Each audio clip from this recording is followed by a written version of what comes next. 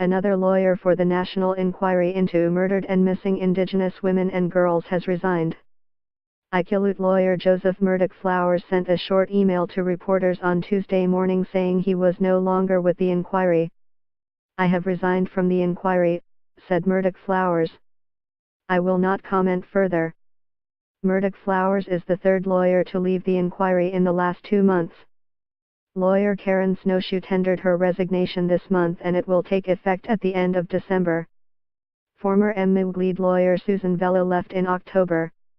The departure of Murdoch Flowers raised the number of people who have either resigned, quit or have been laid off to at least 22. Murdoch Flowers is also the 8th departure that has hit the inquiry following the appointment of Debbie Reed as executive director. Reed is a former advisor to former Assembly of First Nations National Chief Phil Fontaine.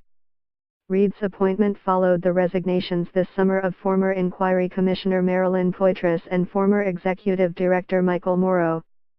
The inquiry did not immediately respond to a request for comment. Shortly after she was hired, Reed sent an email to all staff telling them their top priority was to protect the commissioners from criticism or surprises. Reed sent the email on October 12, a little over a week after she was named to the position, and made it clear she was brought in to create order within the inquiry and told staff, "I don't mince words." She said her job was to protect the commissioners and it was something all staff should also prioritize. "All staff are here to work to support 4 people, said the email obtained by CBC News from a source inside the inquiry.